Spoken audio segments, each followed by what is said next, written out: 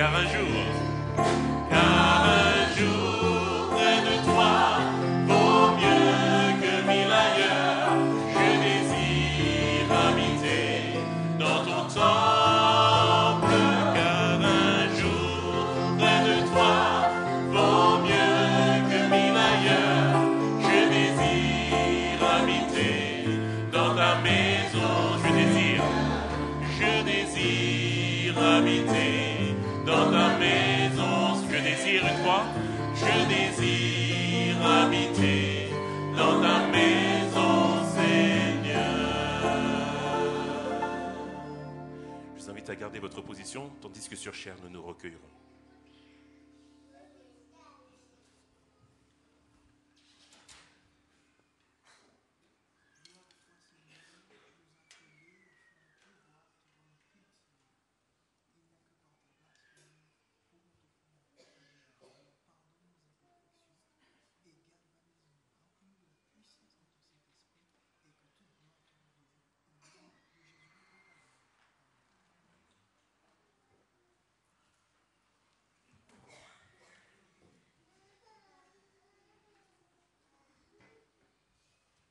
Je vous invite à prendre notre doxologie.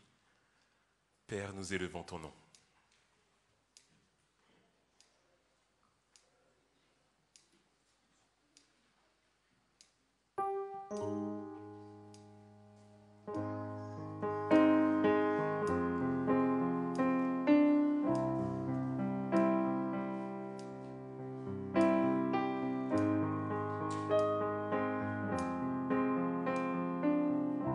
Ensemble.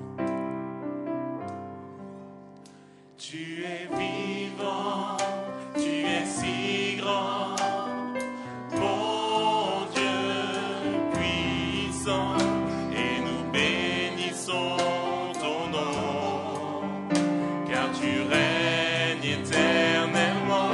Tu es vivant, tu es vivant, tu es si grand, mon Dieu puissant, dans nos cœurs résonne un chant, et nous élevons ton nom. Tu prends soin de nous si tendrement, et nous glorifions ton nom. De nos cœurs jaillissent des mots d'amour pour t'honorer, te louer et t'adorer. Pour t'honorer, te louer et t'adorer. Tu es vivant, tu es si grand, mon Dieu puissant. Reçois, Seigneur, nos cœurs, nos vies en ton honneur. Reçois, Seigneur. Reçois, Seigneur, nos cœurs, nos vies en ton honneur. Reçois, Seigneur, nos cœurs, nos vies en ton honneur.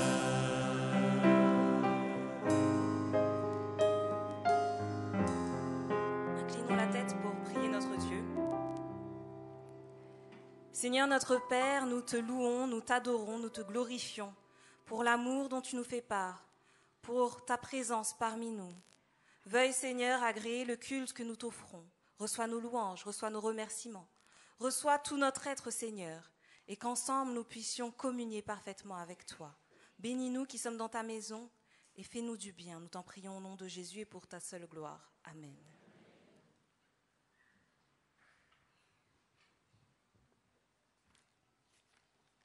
Bonjour à tous. Un jour dans ces parvis vaut mieux que mille ailleurs. Tu nous unis, nous sommes frères et sœurs. Après de durs labeurs tout au long de cette semaine, nous pouvons venir nous ressourcer auprès de notre Créateur en déposant au pied de la croix tous nos soucis, tous nos tracas, car il nous dit dans sa parole, dans Matthieu 11, verset 28, « Venez à moi, vous tous qui êtes fatigués et chargés, et je vous donnerai du repos. Nous pouvons donc prendre les paroles de notre Père au mot, car notre Dieu est un Dieu vivant, omniprésent, omnipotent. Donc, les officiants se joignent à moi pour vous souhaiter à tous une cordiale et chaleureuse bienvenue.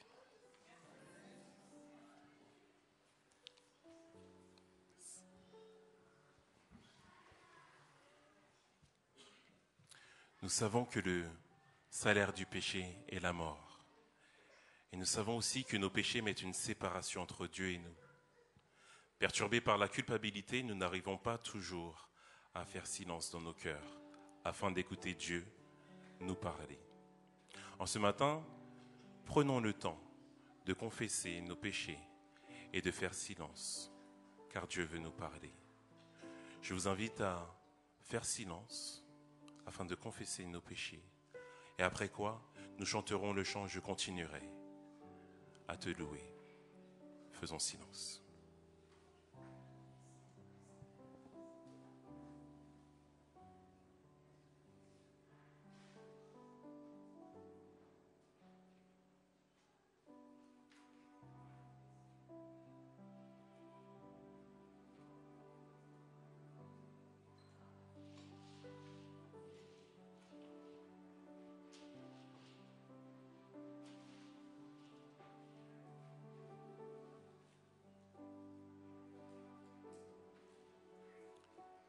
Je continuerai à t'adorer. Dans ce désert de lassitude, où mes pas m'ont amené, quelque part où je ne sais, j'ai dû lâcher ta main. Dans ce silence, je veux me taire et retrouver ta voix. Chantons ensemble.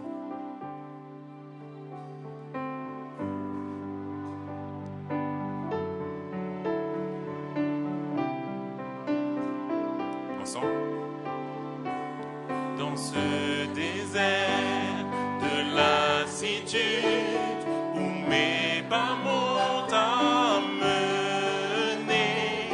quelque part où je ne sais, j'ai dû lâcher ta main. Dans ce silence, je veux me taire et retrouver ta voix.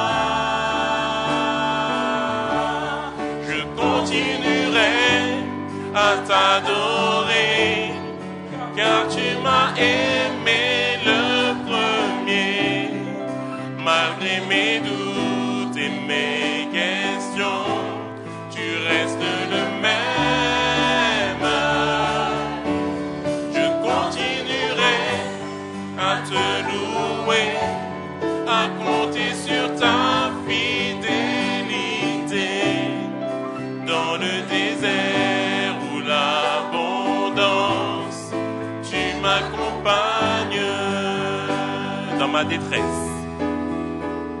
Dans ma détresse, ma solitude, je sais que tu es resté. Ce n'est pas toi qui m'as laissé, je voudrais revenir. Dans ce silence, je veux me taire et retrouver ta voix. Je continuerai à t'adorer, car tu m'as aimé le premier, malgré mes doutes et mes questions, tu restes le même. Je continuerai à te louer, à compter sur ta fidélité dans le désert où l'abondance, tu m'accompagnes. Dans le désert où l'abondance, dans le désert où l'abondance, tu m'accompagnes. Une dernière fois, dans le désert où l'abondance, dans le désert où l'abondance, tu m'accompagnes. Mettons-nous à genoux pour prier le Seigneur.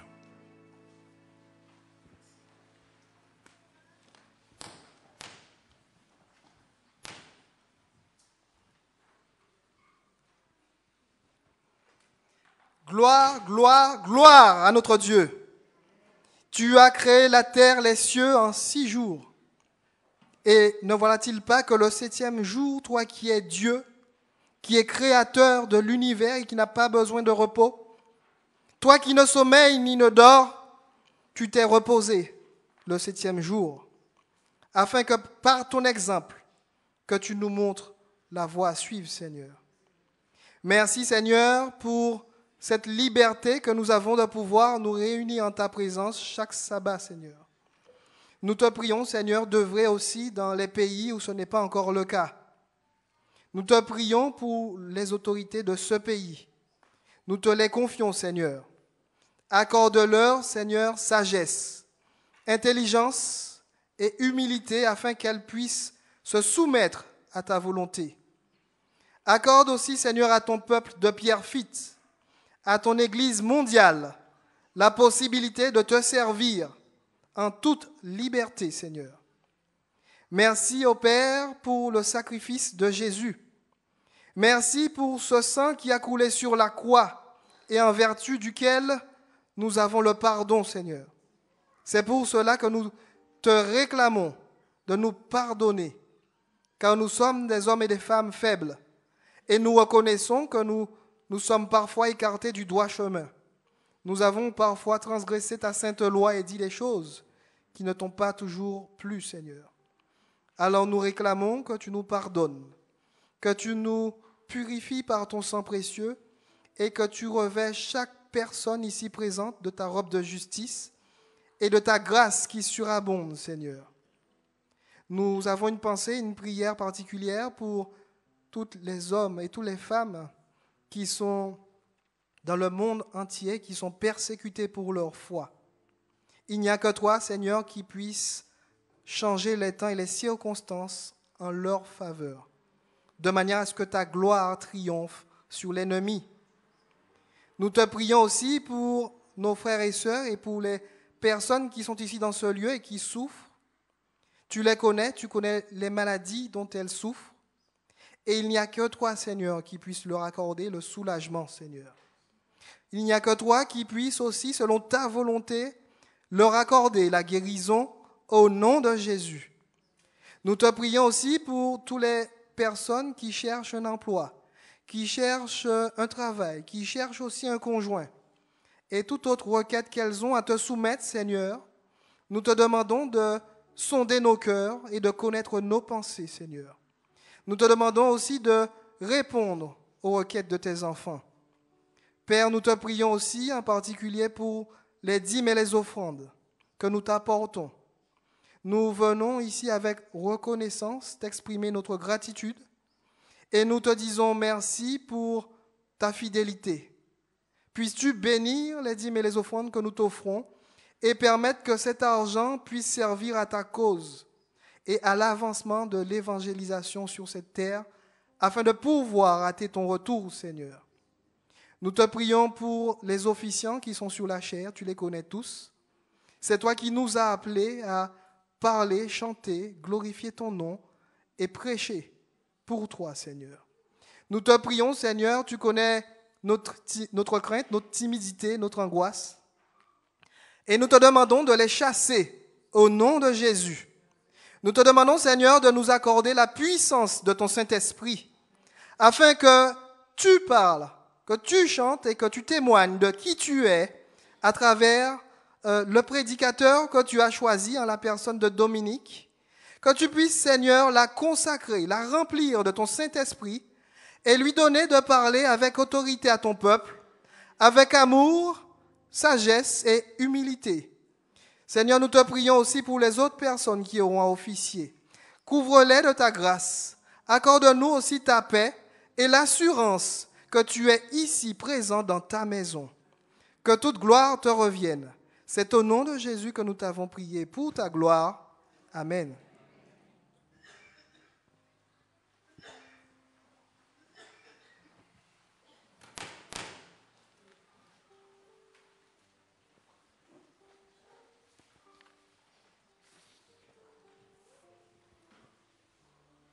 Il fait bon louer notre Dieu. Amen. Dans Psaume 34, verset 2, À 4, il est écrit « Je bénirai l'Éternel en tout temps. Sa louange sera toujours dans ma bouche. Que mon âme se glorifie en l'Éternel, que les malheureux écoutent et se réjouissent. Exaltez avec moi l'Éternel. Célébrons tous son nom. Amen. » Je vous invite alors à chanter avec moi. Je chanterai l'Éternel tant que je vivrai, suivi de « Je t'exalterai Seigneur ». Pour « Je chanterai l'Éternel », nous commencerons tout simplement par la strophe « Que mes paroles lui soient agréables ».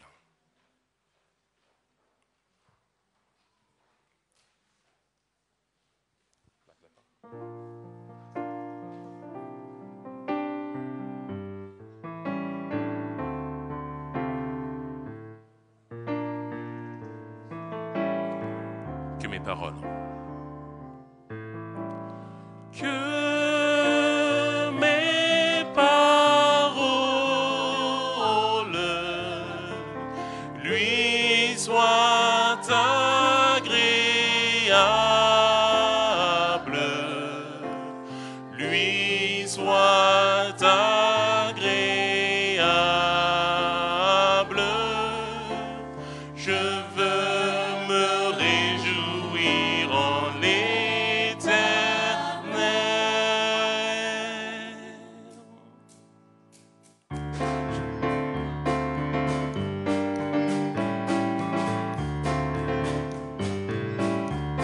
Ensemble.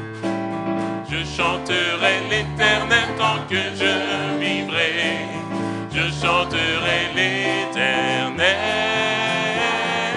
Je célébrerai mon Dieu tant que j'existerai. Je célébrerai mon Dieu. Je chanterai l'Éternel. Je chanterai l'Éternel tant que je vivrai. Je chanterai l'Éternel. Je célébrerai mon Dieu tant que j'existerai.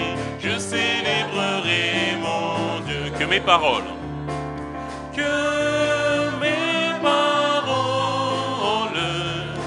lui soient agréables, lui soient agréables. Je veux me réjouir en l'Éternel et je chanterai l'Éternel tant que je vivrai. Je chanterai l'Éternel. Je célébrerai mon Dieu tant que j'existerai. Je célébrerai mon Dieu. Je chanterai. Je chanterai l'Éternel tant que je vivrai. Je chanterai l'Éternel. Je célébrerai mon Dieu tant que j'existerai. Je célébrerai mon Dieu. Poursuivons notre louange avec « Je t'exalterai Seigneur ». Je t'exalterai Seigneur parmi toutes les nations. Je célébrerai, je chanterai ta gloire.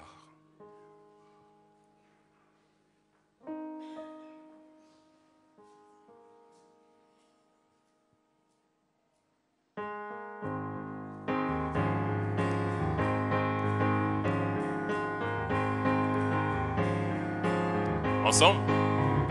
Je t'exalterai Seigneur parmi toutes les nations. Je célébrerai, je chanterai ta gloire. Car ton immense amour, car ton immense amour s'élève jusqu'aux nues. Ta fidélité jusqu'aux cieux. Seigneur, élève-toi au-dessus des cieux, que ta gloire remplisse l'univers. Seigneur, élève-toi au-dessus des cieux, que ta gloire remplisse l'univers. Je t'exalterai, Seigneur. avec force. Je t'exalterai, Seigneur, parmi toutes les nations. Je célébrerai, je chanterai ta gloire. Car ton immense amour s'élève jusqu'aux nues. Ta fidélité jusqu'aux cieux. Seigneur, Seigneur, élève-toi au-dessus des cieux, que ta gloire remplisse l'univers. Seigneur, élève-toi au-dessus des cieux, que ta gloire, que ta gloire, que ta gloire, que ta gloire, que ta gloire remplisse l'univers.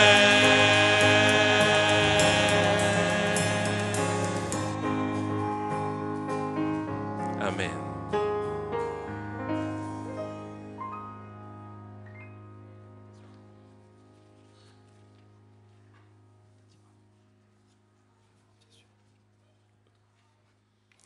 Un petit souci technique de ma part, je vous prie de bien m'excuser.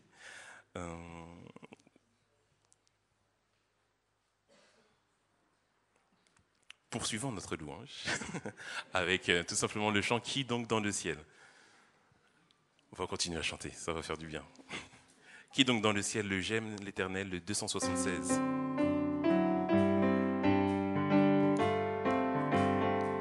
Encore une fois.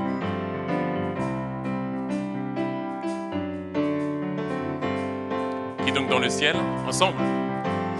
Qui donc dans le ciel est semblable à toi, qui est puissant comme toi, éternel mon roi, qui est puissant comme toi. Qui donc dans le ciel, encore une fois. Qui donc dans le ciel est semblable à toi, qui est puissant comme toi, éternel mon roi, qui est puissant comme toi, éternel mon roi. Tu es Adonai Jireh, tu es Adonai Jireh, en tout temps tu pourvoiras, tu es Adonai Rapha, éternel, tu guériras. Qui donc dans le ciel est semblable à toi, qui est puissant comme toi, éternel mon roi, qui est puissant comme toi, éternel. Tu es Adonai Shammah. Tu es Adonai Shammah, tu entends, tu répondras. Tu es Adonai Shalom, Dieu de paix pour tous les hommes.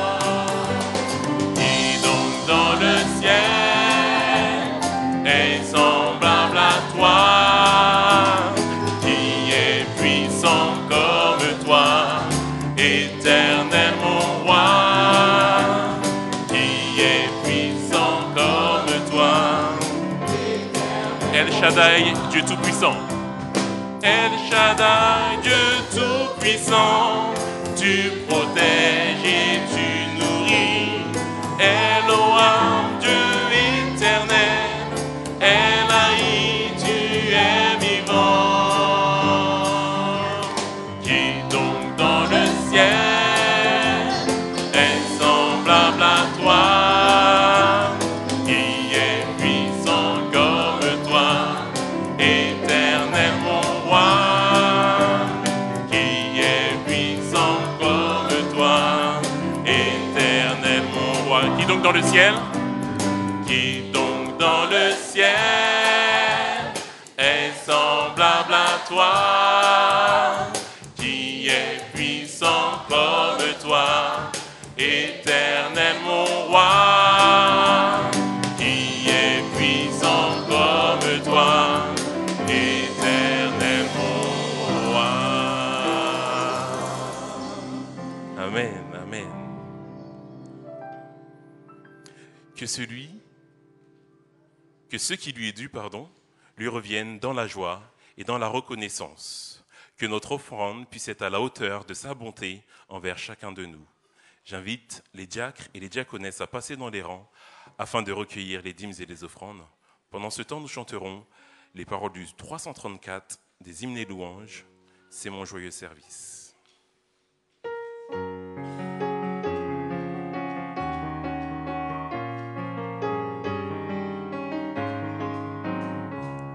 Ensemble. C'est mon joyeux service d'offrir à Jésus-Christ en vivant sacrifice mon corps et mon esprit. Accepte mon offrande, bien-aimé Fils de Dieu, et que sur moi descende la flamme du Saint-Dieu. J'abandonne ma vie,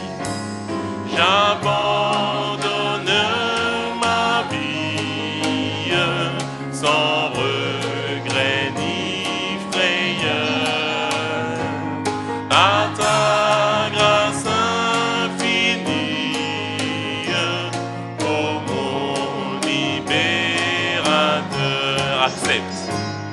Accepte mon offrande, bien-aimé Fils de Dieu, et que sur moi descende la flamme du Saint-Lieu. Troisième strophe. Qu'un feu nouveau s'allume par ton amour en moi, et dans mon cœur consume ce qui n'est pas à toi.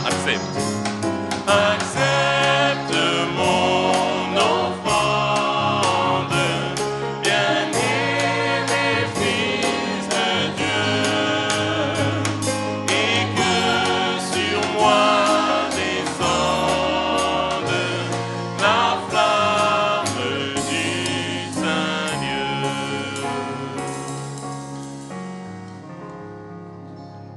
J'invite le pasteur à me rejoindre sur chair et je lui laisserai même la parole. Merci.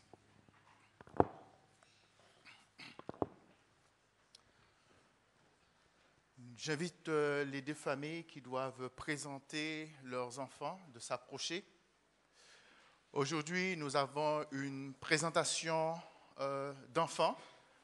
Donc, nous rappelons que l'Église adventiste ne baptise pas les enfants quand ils sont petits, mais nous suivons l'exemple de Jésus-Christ qui est de présenter ses enfants au Seigneur afin que, avec l'aide du Saint-Esprit, l'aide de notre Seigneur Jésus-Christ, que ces enfants puissent grandir en statut et en grâce, surtout avec l'éducation que les parents vont leur donner. Le témoignage, la présentation des enfants, c'est aussi un témoignage des parents de leur engagement à éduquer les enfants, à faire tout ce dont ils peuvent avec l'aide du Seigneur pour éduquer ces enfants dans le droit et dans la crainte de Jésus-Christ.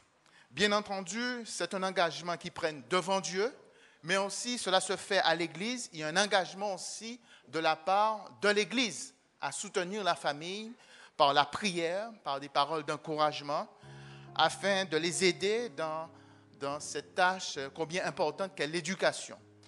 Nous ne sommes pas nés parents, nous apprenons à être parents, père, mère, et on a besoin de soutien de l'Église. Je vais juste prendre 2 textes pour introduire ce moment de prière. Tout d'abord, Marc chapitre 10, verset 13 à 16. On lui amena des petits-enfants afin qu'il les touche, mais les disciples reprirent ceux qui les amenaient. Jésus, voyant cela, fut indigné et leur dit, « Laissez venir à moi les petits-enfants et ne les empêchez pas, car le royaume de Dieu est pour ceux qui leur ressemblent. Je vous le dis en vérité, quiconque ne recevra pas le royaume de Dieu comme un petit enfant n'y entrera point. » Puis il les prit dans ses bras et les bénit en leur imposant les mains. Il les prit dans ses bras et les bénit en leur imposant les mains. La notion de bénédiction, c'est une parole dite qui va se réaliser dans la vie de l'enfant. Bénir les enfants en imposant les mains, imposer les mains aux enfants, c'est de mettre à part cet enfant, mais demander à Dieu vraiment de guider cet enfant depuis son jeune âge. Et vous comprenez, pour que ces paroles puissent trouver sa réalisation dans la vie de l'enfant, les enfants ont besoin de l'engagement des parents. L'engagement des parents, et le deuxième texte se trouve dans Deutéronome, chapitre 6. Ce texte où il est dit, à partir du verset 4, et on pourra remplacer Israël par chaque famille.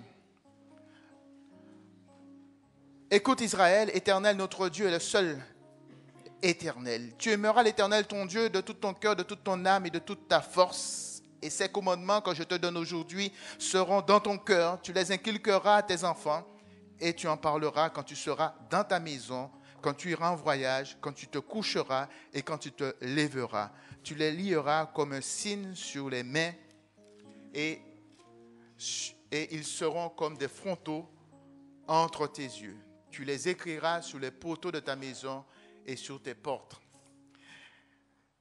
Remarquez, il est bien dit que les parents doivent inculquer, mais tout d'abord qu'ils doivent aimer de toute leur âme, de toute leur force, de tout leur cœur la parole de Dieu. Donc, les parents ont une responsabilité dans leur engagement par rapport aux enfants, mais surtout vis-à-vis de Dieu. Ces parents doivent aimer Dieu, donner à Dieu la première place et transmettre ensuite à leurs enfants. Pas simplement le matin, mais à tout moment de la vie. Que le Seigneur puisse vraiment les aider dans cette responsabilité combien importante pour éduquer ses enfants afin de les préparer pour le ciel. Amen. Je crois qu'il y a aussi Vinciane qui veut témoigner au niveau de l'Église les bénédictions que Dieu a pu faire au niveau de son foyer. Alors, je demande à Vinciane de venir et son témoignage sera suivi d'un chant de reconnaissance.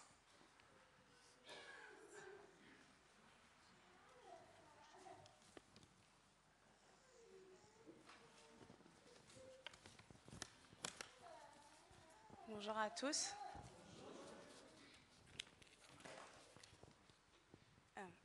Il y a à peu près 1 an, mon fils Manoa a été opéré d'une malformation cardiaque. Merci. C'était la fin d'une période très difficile, mais pas la fin des épreuves. Ces épreuves ont commencé pendant ma grossesse. Je ne me préoccupais alors que du prénom et du sexe du bébé, comme beaucoup de femmes enceintes. Et je n'imaginais pas les risques qu'on aurait pu avoir. Après la bonne nouvelle du sexe du bébé, s'est très vite posé un problème de croissance. Il était trop petit et ne grandissait pas. Nous étions suivis avec beaucoup d'attention et sentions l'inquiétude grandir dans le regard et le silence des médecins.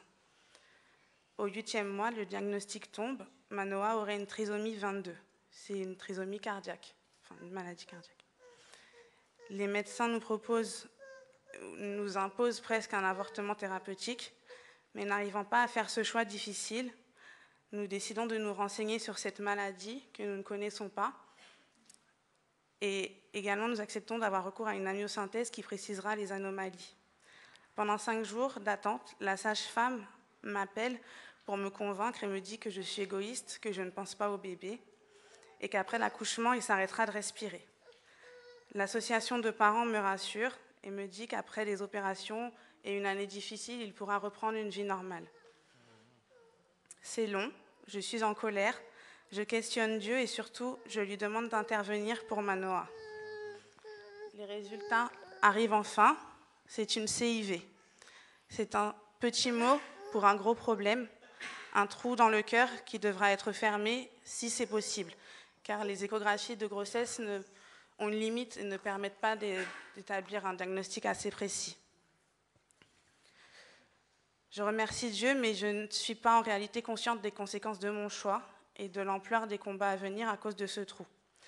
Les médecins attribuent cette malformation au stress, à une grossesse anxieuse, et je m'en veux. Très vite, Manoa nous rejoint avant la date de déclenchement, mais les contractions sont trop dures pour son cœur et on doit envisager une césarienne d'urgence. C'est notre première victoire parce qu'il respire. Il est emmené en cardiologie. Quelques heures plus tard, les premières difficultés de Manoa apparaissent. Cependant, il transpire parce que c'est un trop grand effort pour lui de manger. Il ne peut pas prendre beaucoup de quantité. Il sursaute énormément. Nous sommes alors suivis par une pédopsychiatre à cause de ses angoisses. Nous rentrons à la maison en attendant la date de l'opération, car nous avons été mis sur une liste d'attente. Malheureusement, il a attrapé une bronchiolite et 3 semaines après, on a dû retourner à l'hôpital. Et là, j'ai été soupçonnée de maltraitance à cause de son poids. Donc pendant 3 jours, je n'ai pas pu l'approcher. J'étais abasourdie et de nouveau en colère contre Dieu, car je ne comprenais pas. On s'est battu contre la pose d'une sonde gastrique, parce que Manoa était nourri au sein. Malheureusement, on lui a posé et il a fait un rejet, s'est fatigué. Et à notre retour, il n'était plus dans la chambre. La chambre était vide, donc on a eu très peur. En fait, il était transféré en réanimation. Là-bas, je découvre des couloirs remplis de mères inquiètes, d'enfants en assistance respiratoire, et certains sont là depuis 3 ans. En fait, je ne suis pas seule à traverser ces épreuves, mais je ne comprends pas pourquoi Dieu nous a permis de voir Manoa si c'est pour qu'il reste allongé sans qu'on puisse le toucher. Quelques jours plus tard, un enfant décède, la pression monte. Je présente mes condoléances à la mère avec qui je priais, mais elle me répond calmement que si Dieu l'a repris, c'est qu'il aurait trop souffert s'il était resté. Le choc pour moi qui suis chrétienne, car elle n'était pas fâchée contre Dieu et acceptait sa décision alors que moi je ne l'acceptais pas. Dieu a pourtant placé des personnes compréhensives et douces dans le service, mais je n'acceptais pas. Et je me sentais seule. Après 2 semaines en réanimation, nous retrouvons la pédiatrie. Nous pensons en avoir fini, mais c'est le retour de la sonde. Manoa ne l'acceptera jamais, il l'arrache, se fait vomir, il ne grossit pas. Nous y sommes restés 3 mois sans qu'il grossisse. Je devais en fait apprendre à compter sur Dieu. Ça ne s'est pas très bien passé parce que dans ce service, ils étaient en conflit entre la cardiologie et la pédiatrie. Mais Dieu nous a donné un bébé qui sourit tout le temps. Donc c'était très difficile.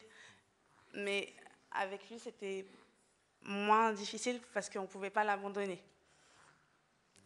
Je déprime aussi parce que je ne vois plus mon fils Tayan. Je dors à l'hôpital depuis 3 mois. À bout de force, je crie à l'Éternel, « Tu m'avais promis d'être là. Tu m'avais promis de rester avec moi. » Mais il m'a rappelé que Manoa ne devait pas être là et qu'il respirait, qu'il était quand même là. Même si je ne le voyais pas, il agissait. Il m'a permis de rester debout, d'avoir ma famille.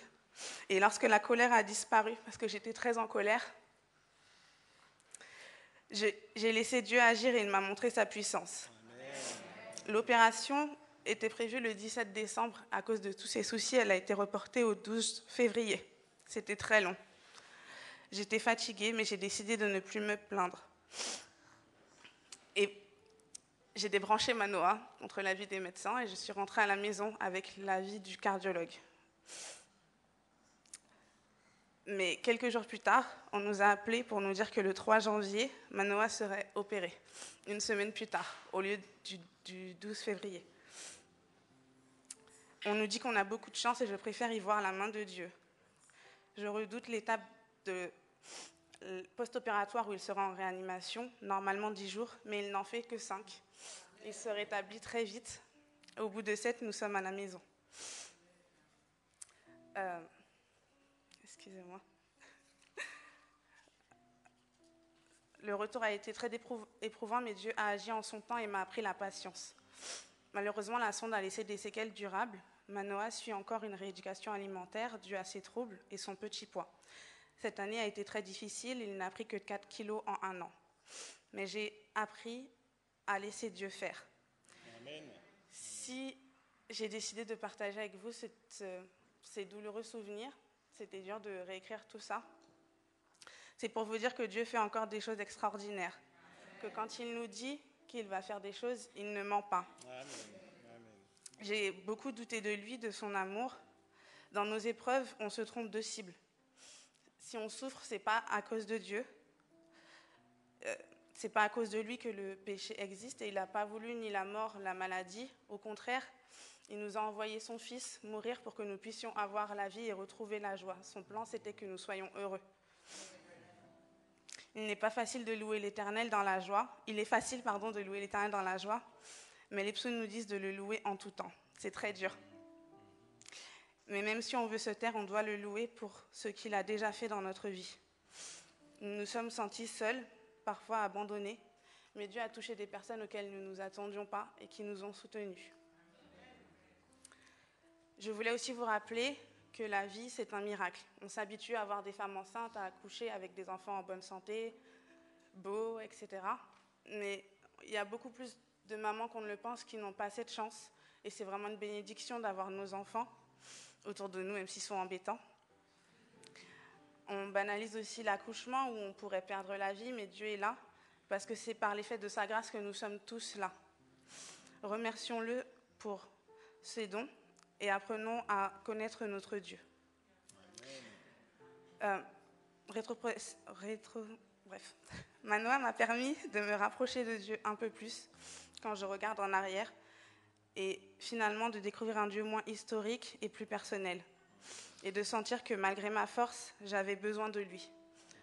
J'étais très en colère, mais finalement, ça a été une bénédiction pour notre famille qui s'est rapprochée de Dieu et qui s'est aussi agrandie par nos amis spirituels. Et c'est pour ça aujourd'hui que nous voulons confier Manoa à Dieu pour le remercier, car aujourd'hui, nous ne sommes plus en hospitalisation à domicile, mais juste en suivi. Donc, choyez bien vos enfants et remerciez Dieu.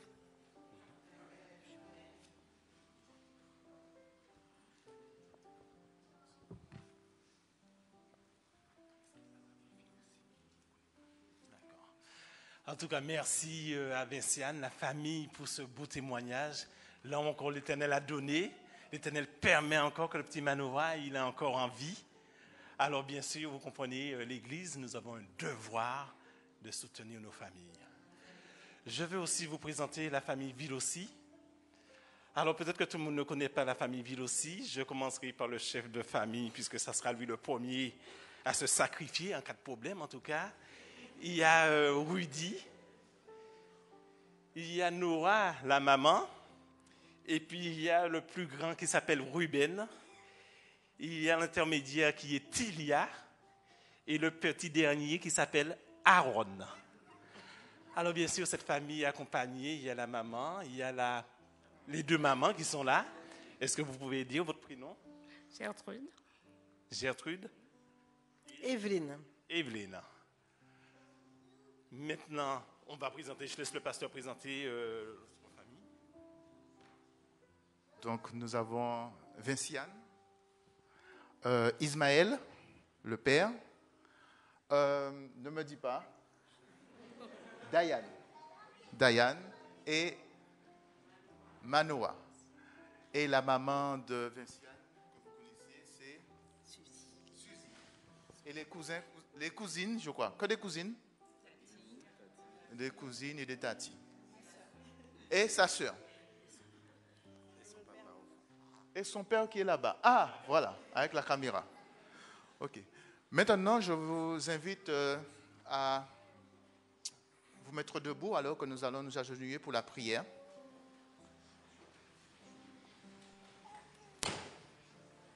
Je te passe.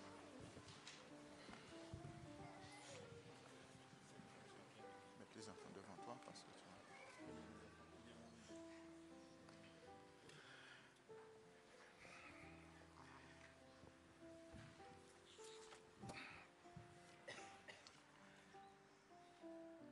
Éternel, notre Dieu, notre Père, si nous sommes agenouillés devant toi en ce matin, c'est parce que la famille, des familles qui composent cette communauté ont voulu présenter les enfants que tu leur as confiés. Conscients de leur responsabilité et leur désir d'élever ces enfants dans la crainte de ton nom, ils ont voulu, au bon Père, en présence de la communauté à laquelle ils appartiennent, présenter ces enfants en te demandant de les assister tous les jours de leur vie pour l'éducation de ces enfants. Tendre Père, je veux te présenter Vinciane et Ismaël. Tu les connais mieux que moi-même. Tu connais leur parcours, les difficultés qu'ils ont rencontrées. Tu sais tout d'eux. Tu connais aussi la joie qui inonde leur cœur. Tu leur as donné 2 enfants, Manoa, Diane. Et s'ils sont là ce matin, au bon Père, en présence de leur tante, leur cousine, leur maman, leur papa, c'est parce qu'ils sont conscients que sans l'aide, sans ton aide, ils ne peuvent pas y arriver.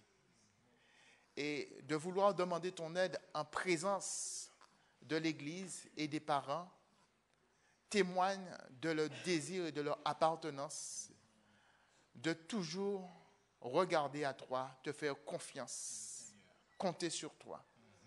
Tendre Père, ils ne sont pas nés parents. Ils ont besoin de toi pour les qualifier pour cela. Ils ont besoin d'une manière toute spéciale que tu puisses les aider à élever Diane, pour que Diane puisse grandir en statut, en grâce devant toi. Et quand il sera grand, se positionner pour toi. Tu leur as donné Manoa, tu connais la santé de Manoa, et ils ont toutes les raisons de te louer, de te glorifier, élever ton Saint-Nom, parce qu'ils savent d'où est sorti Manoa et ce que tu as fait pour Manoa. Seigneur, c'est parce qu'ils ont eu confiance en toi qu'ils ont pris des décisions en tenant compte, Seigneur, que le Dieu que nous servons est fidèle et il peut faire au-delà de ce que nous espérons. Amen. Seigneur, s'ils veulent te confier, te présenter Manoa en ce matin, c'est parce qu'ils savent, Seigneur, toi le grand médecin. C'est toi qui as créé Manoa. Tu peux donner à Manoa tout ce dont il a besoin pour être en bonne santé. Et que cet enfant puisse un jour se positionner pour toi et être à ton service. Je te présente aussi la famille Vilossi. Tu connais cette famille, Père. Je te prie d'avoir ce regard favorable sur chacun de ces enfants. Je veux déjà te présenter le Père, le chef de famille. Pourquoi chef? Parce que tu nous as montré l'exemple. Le chef Jésus-Christ, il s'est sacrifié pour tout ce qu'il aime. Rudy est là en tant que chef pour veiller sur sa famille. Veuille bénir Rudy abondamment. Ainsi que Noah que tu as placé à côté de Rudy, qui est son aide à son vis-à-vis, qui est cet amour, Seigneur, entre eux pour que les enfants puissent se sentir épanouis dans ce foyer.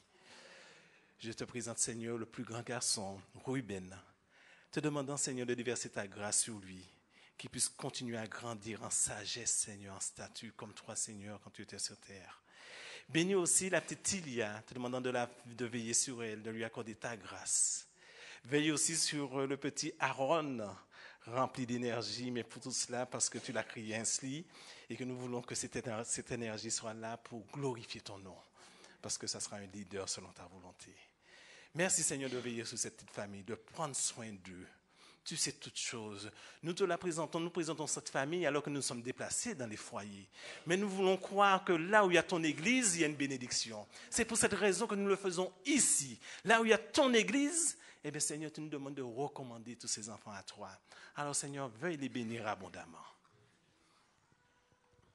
Oui, tendre Père, tu as voulu que cela se passe ainsi. Et nous voulons, ô bon Père, tendre Père, imposer les mains à ces enfants, à Manoah et à Diane, à Ruben, à Tilia, à Aaron. Nous voulons te demander, ô bon Père, d'une manière tout spéciale, de visiter ces enfants. Et que ces enfants puissent être remplis de ta présence. Que par ton Saint-Esprit, ô bon Père, tu puisses conduire les pas de ces enfants. Et que ces enfants puissent être, dès leur tendre âge, réceptifs à l'action de ton Saint-Esprit. Seigneur, merci de les avoir mis à part. Merci, ô bon Père, de les avoir visités d'une manière tout spéciale, car par ta visite, tu les bénis abondamment. Seigneur, que les fruits de ces bénédictions puissent se voir dans leur santé, puissent se voir dans leur obéissance à leurs parents, puissent se voir dans le témoignage qu'ils vont donner, non seulement dans la famille, mais à l'extérieur aussi. Seigneur, merci d'avoir béni ces enfants. Merci d'avoir visité ces enfants et que ton nom puisse être glorifié dans la vie de ces enfants.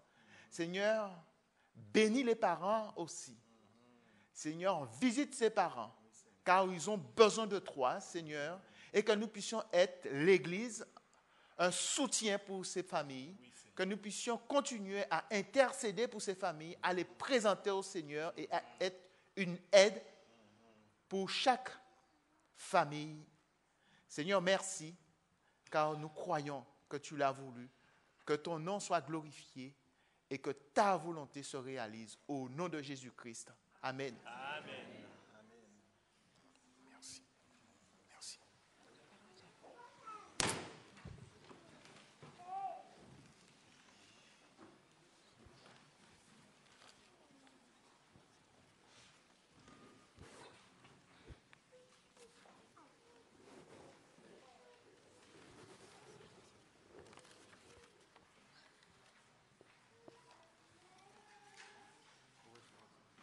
Tiens, comment est-ce que tu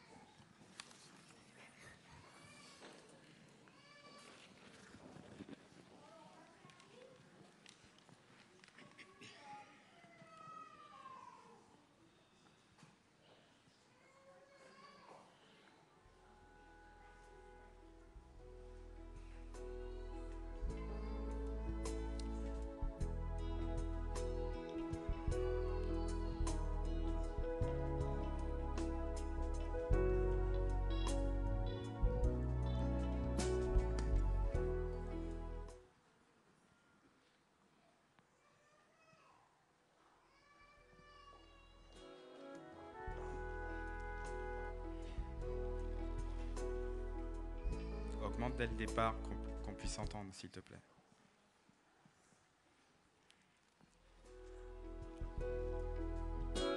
Mon Dieu est si bon, il prend bien soin de moi. Ce Dieu si fidèle, sais-tu qu'il pense à toi? Il voudrait t'aider dans tes difficultés,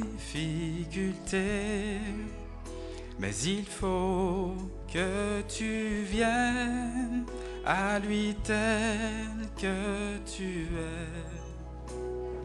Dieu sait si bien ce qui te semble lourd, qui te fait mal, te trouble chaque jour. Il connaît tes besoins, ta peur du lendemain. Avec mon Dieu, tu sais tout ira bien. Il vit à jamais. C'est un Dieu tout-puissant. Il te répondra. Viens à lui simplement. Quand tout semble noir, triste et désespéré, sais-tu que là-haut, tu n'es pas oublié? Dieu sait si bien ce qui te semble lourd, qui te fait mal, te trouble chaque jour. Il connaît tes besoins, ta peur du lendemain. Oh, avec mon Dieu, tu sais tout ira bien.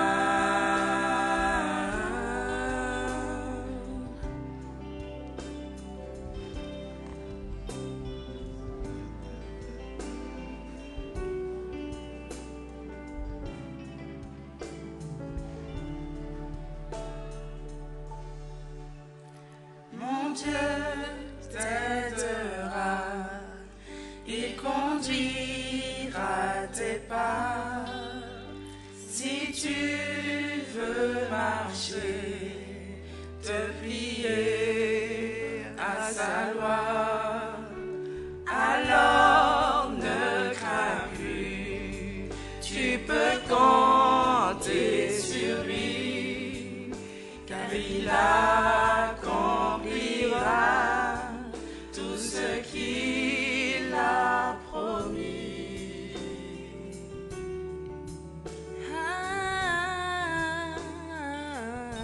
Mon Dieu est si bon.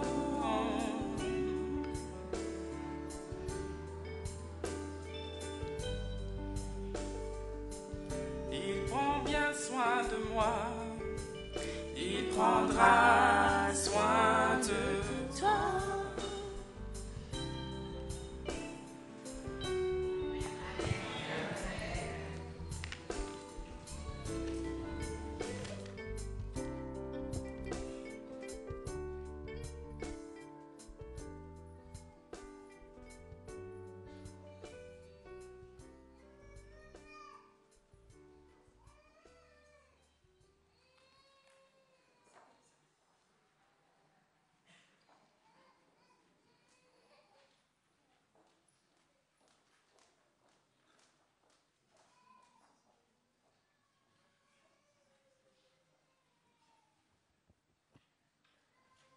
Bonjour à tous. Le texte de base d'aujourd'hui se trouve dans Éphésiens 5, versets 1 à 2.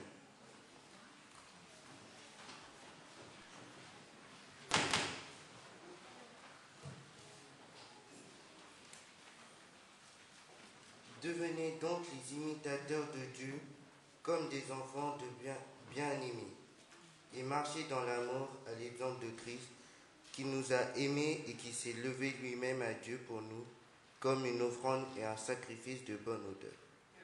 Amen. Amen.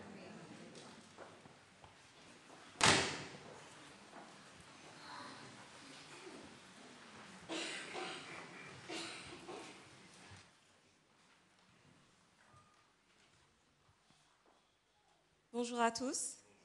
Je suis très heureuse d'être devant vous ce matin parce que ça fait un petit moment que je ne suis pas venue. Ah, vous l'avez remarqué, ça me fait plaisir. Non, effectivement, j'étais partie à Madagascar rejoindre mon mari qui a perdu sa maman là-bas. Donc j'ai essayé d'être là pour eux et je suis revenue cette semaine. Et j'ai été heureuse de voir qu'ici, comme là-bas, on parlait de ces 10 jours de prière sur les fruits de l'esprit. Ces 10 jours où les assemblées, ceux qui croient en Dieu, ceux qui ont cette espérance en Jésus-Christ, se rassemblaient, s'unissaient pour parler de ce fruit de l'esprit qui nous est mentionné dans Galates 5, verset 22. Et aujourd'hui, nous allons terminer sur ce thème, non pas définitivement, mais au moins pour ces 10 jours, puisque ça se termine aujourd'hui. Et le texte qui nous est proposé est celui de Éphésiens 5, le verset 1 et 2 et encore suivant. Mais j'aimerais m'arrêter sur ces textes de Éphésiens 5, versets 1 et 2. Devenez donc imitateurs de Dieu. Lorsque j'étais à Madagascar, j'ai eu la chance de retrouver la famille de mon mari et aussi mon neveu et ma nièce.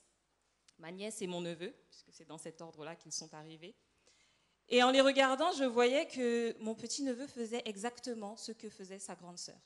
Là où elle voulait s'asseoir, il voulait s'asseoir. Ce qu'elle voulait manger, il voulait manger dans son assiette. Même les chaussures qu'elle portait à ses pieds, il n'arrêtait pas de vouloir les enlever pour marcher avec, même si elles étaient 15 fois trop grandes pour lui. Parce que tous les petits frères et toutes les petites sœurs font ça. Ils copient leurs grands frères, ils copient leurs grandes sœurs. On dit que la base de l'apprentissage des enfants se fait par mimétisme, dans l'imitation. Les enfants apprennent en répétant les gestes, les paroles, en reproduisant les actions de leurs parents, de leurs proches, de ceux qu'ils voient autour d'eux. C'est ce que font les enfants. Pourquoi ? Parce qu'ils voient en ces grandes personnes, ceux qui sont plus grands qu'eux, des exemples à suivre. Ils voient qu'il arrive à marcher en mettant un pied devant l'autre, donc moi aussi je vais me tenir debout et je vais marcher comme ça. C'est par l'admiration, par le respect que les enfants ont envie d'imiter ceux qui sont plus grands. De temps en temps aussi, à contrario, on entend dans les informations que des copies d'œuvres d'art sont dans la circulation et ont été vendues au prix de l'original.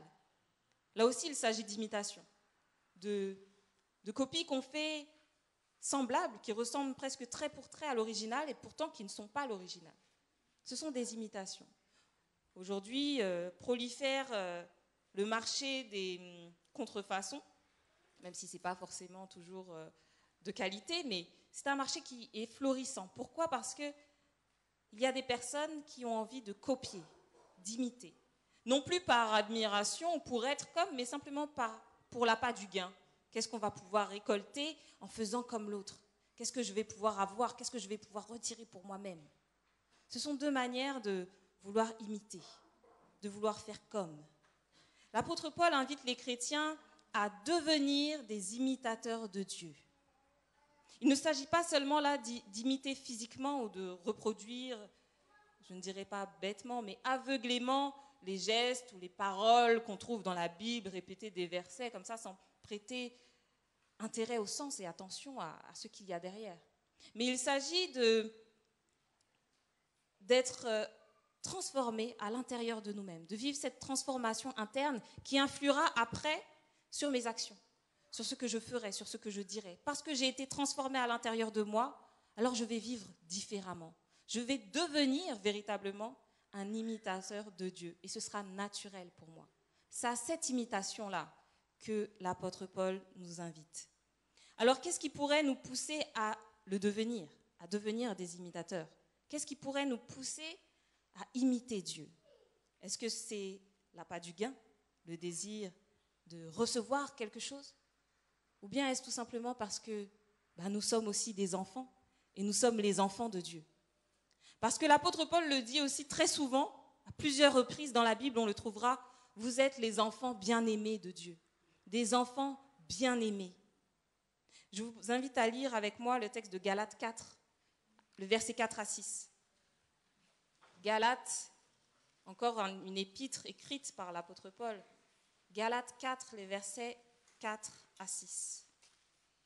Il est écrit, « Mais lorsque les temps ont été accomplis, Dieu a envoyé son Fils, né d'une femme, né sous la loi, afin qu'il rachète ceux qui étaient sous la loi, afin que nous recevions l'adoption. Et parce que vous êtes fils, Dieu a envoyé dans nos cœurs l'esprit de son Fils, lequel crie « Abba, Père ». Parce que vous êtes fils. En mourant à notre place sur la croix, Jésus a renoué le lien que nous avions à l'origine avec le Créateur. Dieu est redevenu notre Père. Père, bien sûr, dans le sens qu'il est notre Créateur, c'est lui qui nous a formés, façonnés, mais aussi Père dans le sens que c'est lui qui prend soin de nous. C'est lui qui veut être avec nous. C'est lui qui nous console, c'est lui qui nous corrige, c'est Dieu qui nous éduque. Dieu est notre Père. Et grâce à ce lien qui a été noué, Dieu n'est plus simplement une divinité lointaine. Dieu n'est pas un juge colérique. Dieu n'est pas un être indifférent à nos soucis, à nos malheurs.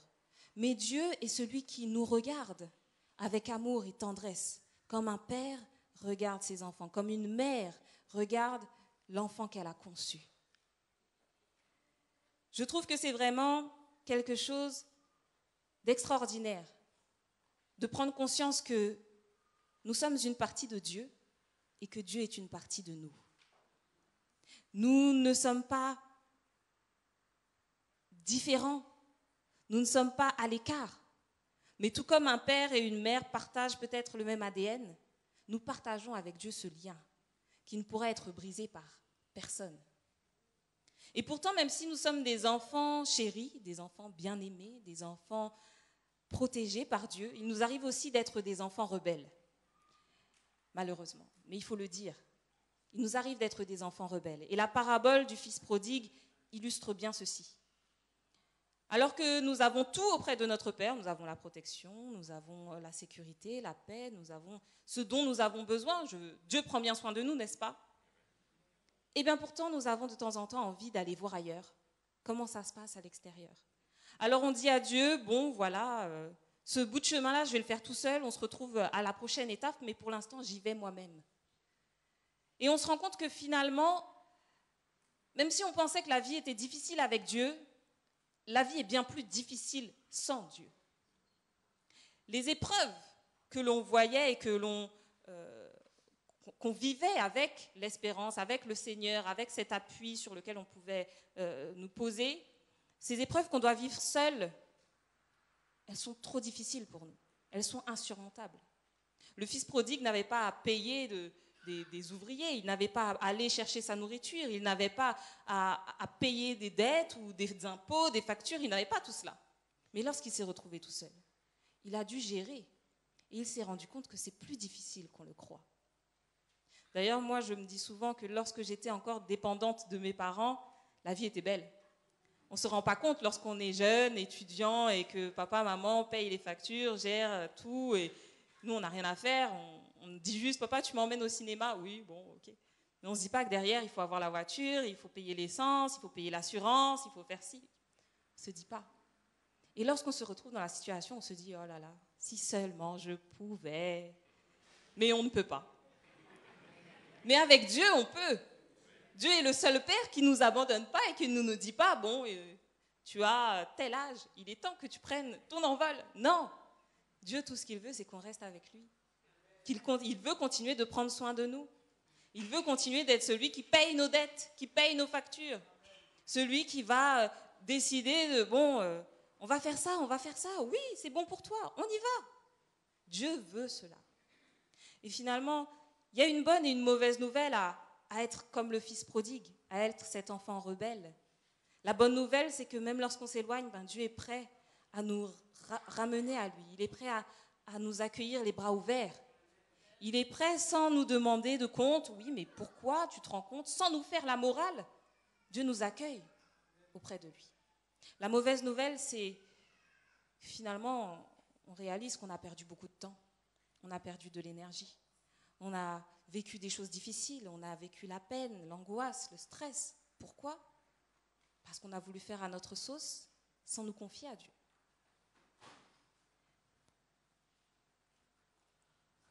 La principale caractéristique des enfants, on l'a vu tout à l'heure, on le voit chaque jour, c'est de faire une confiance aveugle à leurs parents. Tous les jours dans la rue, je vois des enfants qui ne regardent pas où ils vont parce qu'ils tiennent la main de leurs parents. Ça, c'est la confiance. Ils n'ont même pas besoin de regarder devant eux parce qu'ils savent que s'il y a quelque chose, le parent va les tirer, le parent va les pousser, les parents vont les reprendre. Les enfants font confiance à leurs parents. Et nous pouvons faire confiance à notre Dieu. J'ai entendu le témoignage de Vinciane et ça m'a touchée parce que je me suis dit, regardez ce que nous avons. Regardez tout ce que nous avons. Et regardez autour de vous pour voir ce dont Dieu vous préserve. On ne s'en rend pas compte. Mais Dieu nous préserve d'énormément de choses.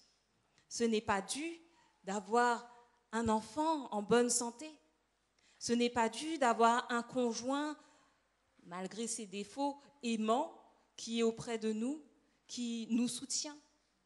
Ce n'est pas dû d'avoir un logement, d'avoir un endroit où pouvoir se reposer le soir, un endroit qui nous protège de la pluie et des intempéries.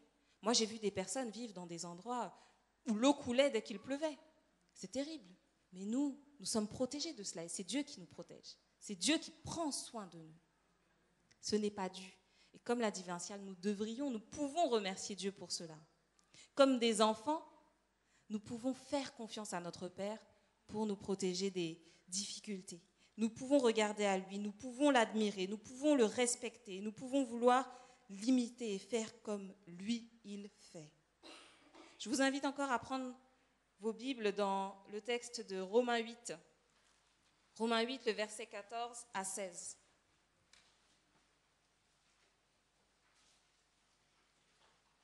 Romains 8, 14 à 16 déclare que « Car tous ceux qui sont conduits par l'Esprit de Dieu sont fils de Dieu. Tous ceux qui sont conduits par l'Esprit de Dieu sont fils de Dieu. Et vous n'avez point reçu un esprit de servitude pour être encore dans la crainte, mais vous avez reçu un esprit d'adoption par lequel nous crions « Abba, Père ». L'Esprit lui-même rend témoignage à notre esprit que nous sommes enfants de Dieu. Les fils de Dieu sont ceux qui sont conduits par l'Esprit, ceux qui ont reçu cet Esprit que Jésus a envoyé lorsqu'il a quitté cette terre. Il a dit à ses disciples, « Je vous enverrai un consolateur, je vous enverrai un esprit. » Et le travail de cet esprit, c'est de nous enseigner, c'est de nous rappeler ce que Jésus a dit, c'est de nous pousser à devenir de véritables disciples de Jésus, de véritables enfants de Dieu, de vrais chrétiens. Les enfants de Dieu, guidés par l'Esprit Saint, reconnaissent le caractère de Dieu à travers le fruit de l'Esprit. Et nous y voilà. Le fruit que cet Esprit produit lorsqu'il entre en quelqu'un, c'est le caractère de Dieu. Et le fruit de l'Esprit, comme le dit Galates 5, verset 22, c'est l'amour, la joie, la paix, la patience, la bonté, la bienveillance, la foi, la douceur et la maîtrise de soi. Ça, c'est le fruit de l'Esprit. Dans Éphésiens 4, versets 20 et 32, et je vous demande de prendre vos Bibles, nous allons passer un moment sur ce texte pour voir toute la richesse que nous pouvons tirer des enseignements de notre Seigneur. Éphésiens 4, versets 20 et 32, versets 20 à 32. Dans ce texte, Paul exhorte ses frères à la fois à se comporter comme de chrétiens, comme nous avons dit, des disciples, des enfants de Dieu, ceux qui portent le nom de leur Seigneur, comme un enfant doit honorer le nom qu'il porte, le nom de son père, le nom de sa mère. Un chrétien doit honorer le nom de ce Dieu qu'il sert. Des versets 20 à 24, Paul nous rapporte le témoignage de la foi. Éphésiens 4, 20 à 23, « Mais vous, ce n'est pas ainsi que vous avez appris Christ. Vous ne l'avez pas appris comme les païens. Si du moins vous l'avez entendu et si conformément à la vérité qui est en Jésus, c'est en lui que vous avez été instruits à vous dépouiller, par rapport à votre vie passée du vieil homme qui se corrompt par ses convoitises trompeuses, à être renouvelé dans l'esprit de votre intelligence et à revêtir l'homme nouveau, créé selon Dieu dans une justice et une sainteté qui produit la vérité. Nous n'avons pas reçu le Christ comme les gens du monde, parce que nous avons reçu sa vérité. Nous l'avons reçu comme la vérité. Nous avons reçu son sacrifice, nous avons reçu son pardon. Nous avons accepté de le suivre. Et le suivre signifie rentrer sur son chemin. Ça signifie regarder là où il met ses pieds pour pouvoir mettre nos pieds dans ses pas. Ça signifie regarder à lui comme notre modèle et notre exemple. À partir du verset 25, Paul va exhorter ces chrétiens qui ont choisi de suivre Jésus à faire preuve de douceur. Éphésiens 4, verset 25. C'est pourquoi renoncez au mensonge et que chacun de vous parle selon la vérité à son prochain, car nous sommes membres les uns des autres. Paul nous exhorte à faire preuve de douceur, à renoncer au mensonge et à parler selon la vérité parce que nous sommes unis. Il invite aussi à être en paix, au verset 26. Si vous vous mettez en colère, ne péchez point, que le soleil ne se couche point sur votre colère et ne donnez pas accès au diable. Il nous dit aussi de faire preuve de patience dans nos travaux, que celui qui dérobait ne dérobe plus, mais plutôt qu'il travaille en faisant de ses mains ce qui est bien pour avoir de quoi donner à celui qui est dans le besoin. Faire preuve aussi de bienveillance vis-à-vis de nos familles, vis-à-vis de ceux qui sont autour de nous.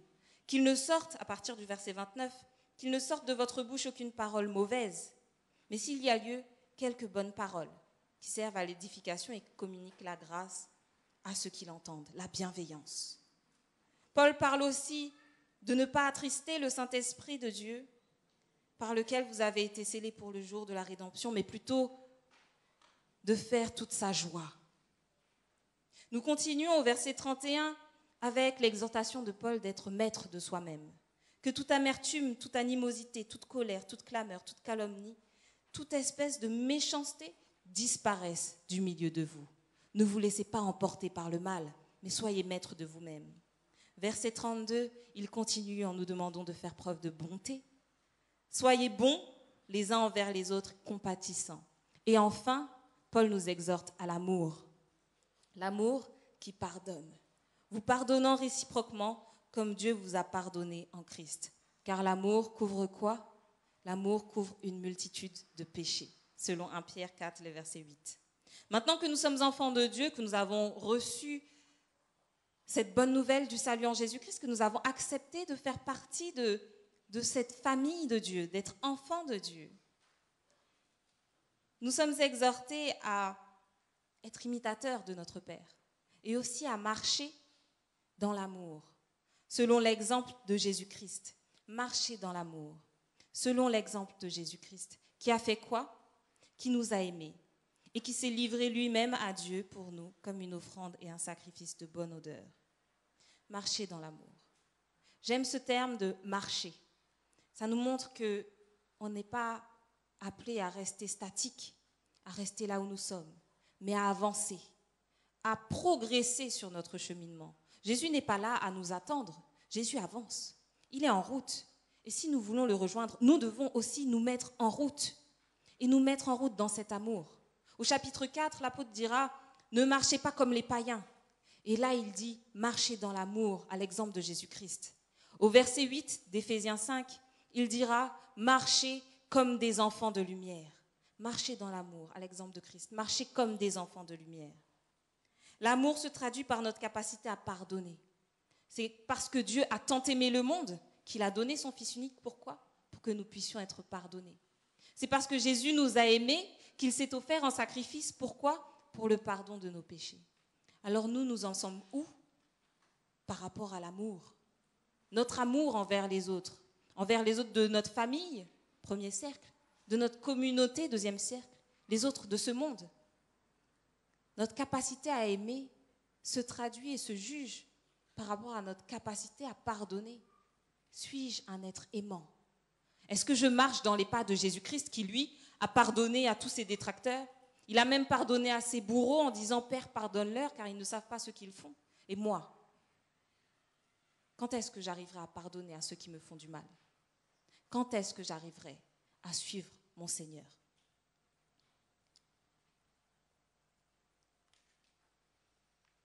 La différence entre les ténèbres et la lumière, c'est que la lumière, nous la recevons de l'Esprit de vérité. Notre lumière, c'est Jésus-Christ. Et si nous avons Jésus dans nos vies, alors nous ne pouvons plus avoir comme excuse d'être aveuglés, d'être dans les ténèbres, d'être sans connaissance, parce que nous avons reçu cet esprit de vérité. Nous ne sommes plus comme les païens, nous ne sommes plus comme ceux qui n'ont pas reçu Dieu. Alors nous ne pouvons pas nous comporter comme ceux qui n'ont pas reçu Dieu. Nous sommes des chrétiens, n'est-ce pas? Des enfants de Dieu, des enfants du Père, des disciples de Christ, frères et sœurs en Jésus. Alors marchons dans l'honneur de ce nom que nous portons. Ce nom qu'on ne nous a pas imposé, nous l'avons choisi. Chacun de nous a choisi d'être un chrétien. Et ce nom, il a une signification si grande que nous devons, pour nous-mêmes et pour Dieu, de le respecter, de l'honorer. Le Seigneur nous a fait un cadeau merveilleux. C'est le cadeau de le connaître, première chose. Il nous a fait un deuxième cadeau, c'est de nous donner Jésus-Christ, qui s'est sacrifié pour que nous puissions être pardonnés et que nous puissions avoir un nouveau commencement, aller de l'avant, marcher dans la lumière, dans la connaissance, avoir les yeux ouverts pour pouvoir discerner ce qui est bien du mal et faire le bon choix. Mais en plus de tout cela, le Seigneur nous fait le cadeau de nous donner l'Esprit. Et cet Esprit nous transmet le fruit de l'Esprit. Nous avons la possibilité de devenir des personnes aimantes, joyeuses, paisibles, patientes, bonnes, bienveillantes, douces, fidèles, qui sont maîtresses d'elles-mêmes. Nous avons cette possibilité de contrôler ce que nous sommes et d'être ce que nous voulons être. L'apôtre Paul dira « Je fais le mal que je ne veux pas faire et je ne fais pas le bien que je veux faire ». Mais Jésus-Christ nous donne la possibilité d'aller au-delà et d'être transformés. Alors forcément, je ne serai jamais complètement parfaite sur cette terre, mais je peux être plus parfaite aujourd'hui que je ne l'ai été hier. Je peux être meilleure aujourd'hui que je ne l'étais il y a 5 ans, ou il y a 6 ans, ou il y a 7 ans. Ce n'est pas une fatalité. Tout cela en demandant le Saint-Esprit. Nous le réclamons depuis des années. Nous appelons à cette pluie de l'arrière-saison qui doit tomber, que nous voulons qu'il tombe, qui se déverse sur nous. Mais Jésus a dit quoi? Jésus a dit, dans Jean 14, je vous invite à prendre ce texte, Jean 14, à partir du verset 16, « Je prierai le Dieu, le Père, et il vous donnera un autre consolateur afin qu'il demeure éternellement avec vous. L'Esprit de vérité. L'Esprit de vérité que le monde ne peut recevoir parce qu'il ne le voit pas et ne le connaît point.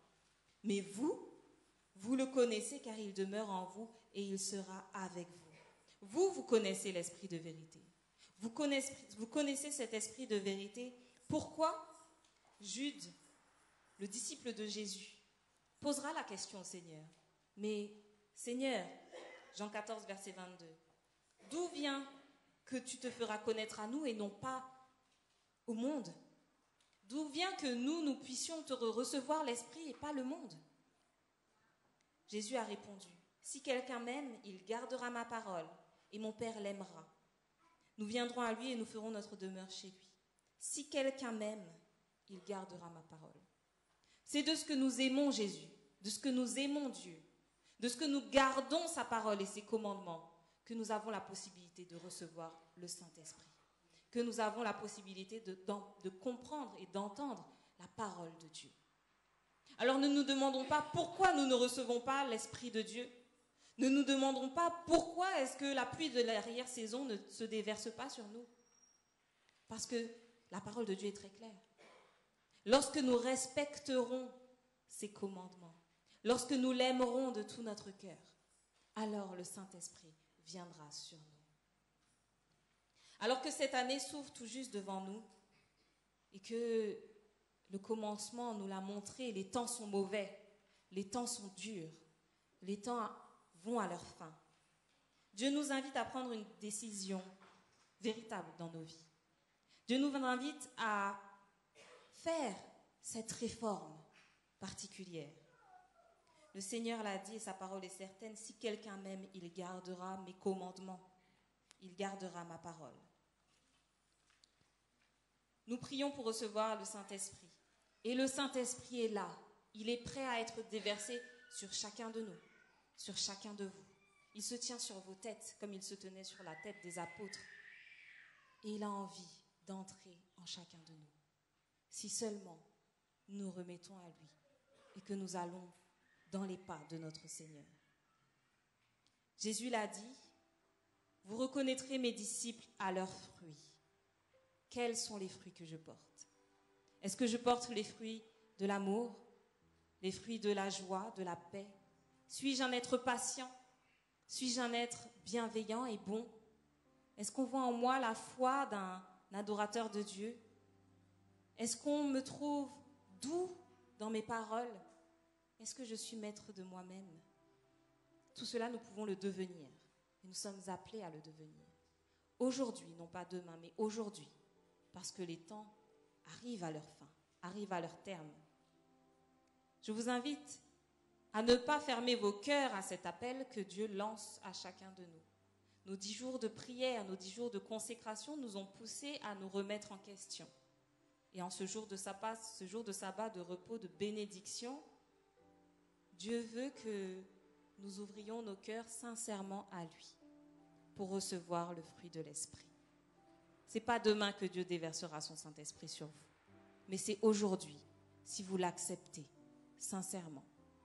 Alors, j'aimerais demander à ceux qui ont envie de faire cette expérience maintenant avec Dieu, à ceux qui ont envie de recevoir l'amour s'ils n'ont pas l'amour, de recevoir la paix et la joie s'ils n'ont pas cela dans leur cœur, ceux qui ont envie de devenir doux et patients, de venir ici devant. De venir devant pour que nous puissions prier pour eux, prier pour que l'Esprit agisse dans nos vies.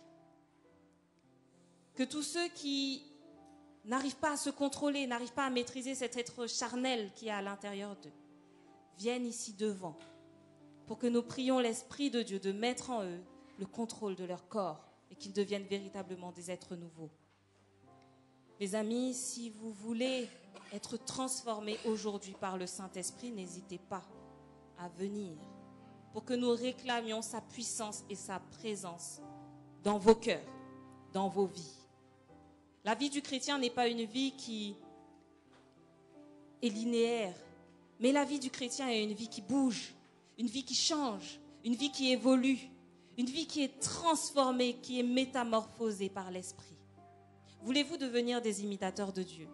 Voulez-vous devenir si semblables à votre Seigneur qu'on ne saura même plus discerner qui est qui? Moi, je veux être comme la jumelle de Jésus. Je veux être comme lui. Je veux lui ressembler parce qu'il me montre qui est le Père et que j'aime mon Père. Si vous aimez votre Seigneur, venez ici. Nous prierons ensemble avec le pasteur Gérard, les anciens, Guy et James et moi-même, pour que le Saint-Esprit déverse sur nous son fruit en abondance et que nous puissions devenir des lumières dans ce monde. Marcher dans l'amour, à l'exemple de Jésus-Christ, et marcher comme des enfants de lumière. Prions ensemble.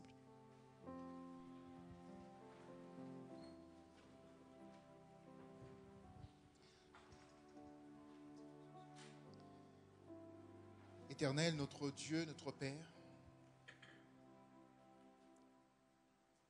nous te remercions de nous avoir parlé encore ce matin.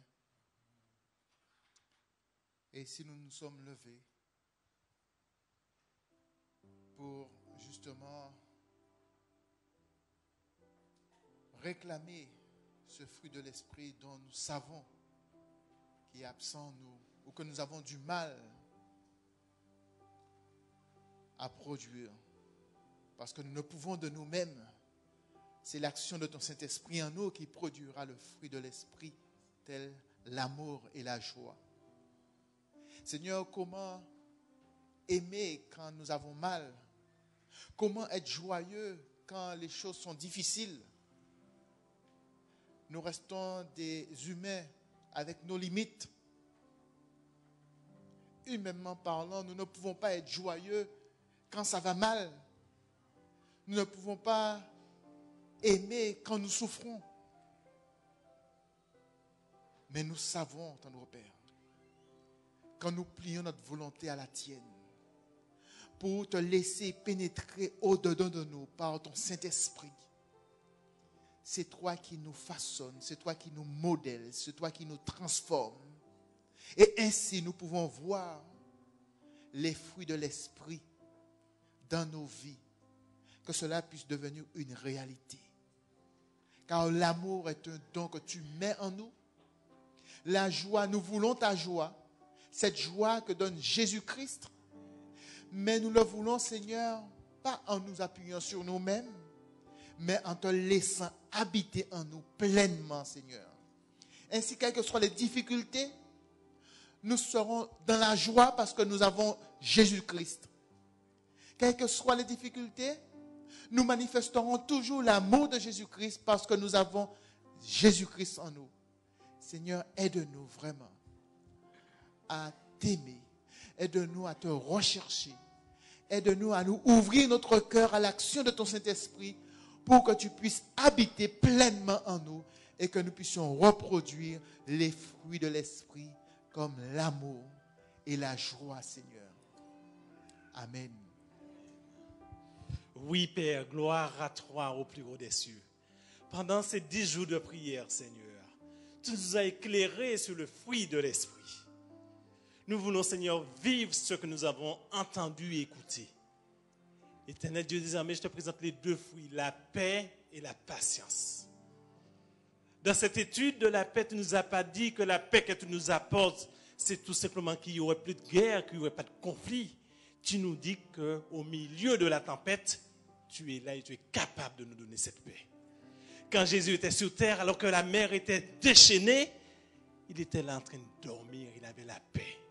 C'est cette paix que, Seigneur, je te le réclame pour ton Église. Tous ceux qui se sont mis debout, Père, veuille leur accorder la paix là où il y a des conflits, là où il y a des recherches de travail ou autres. Éternel Dieu des armées, veuille apporter la paix à ton Église maintenant, Seigneur, s'il te plaît. Bénis ton Église aussi dans le fruit de l'Esprit qui est aussi la patience. Ton prophète Osée, il était là pour dire que je reste à ma place, j'attends. Si la promesse tarde, ne murmure pas, attends patiemment. Parce que le Dieu fidèle, il accomplira certainement ce qu'il a accompli dans ta vie. Éternel, désormais, élève de toi, Seigneur. Bénis ceux qui ont répondu à cet appel. Ceux qui se sont donné la peine de se lever parce qu'ils veulent voir ta puissance dans leur vie. Agis puissamment dans leur vie, Seigneur. Oui, tendre Père. Comment aborder la bonté si nous ne te goûtons pas? Parce que tu es bonté. Du commencement à la fin, tu es bonté. Et nous voulons te ressembler, être tes jumeaux, comme il a été dit, afin d'être bons. Et nous savons qu'il n'y a rien de bon en nous si cela ne vient de toi. Tu nous dis de demander et que tu accordes. Alors voilà pourquoi ton Église demande de la bonté. De la bonté les uns envers les autres, envers ceux qui nous entourent dans le voisinage. De la bonté dans les foyers, dans les familles. De la bonté entre époux, de la bonté entre les parents et les enfants. Donne-nous de toi, parce que tu es bon. Et ta parole aussi est une bonne chose. Lorsque nous la mangeons, nous apprenons à être bons. Que nous soyons donc bienveillants également les uns envers les autres. La bienveillance qui se manifeste lorsque l'on donne. La bienveillance qui est présente lorsque l'on s'aime. La bienveillance qui est le fruit que nous attendons. Parce que nous avons besoin d'être bienveillants les uns envers les autres. Mais tout cela ne peut être fait si nous ne croyons pas.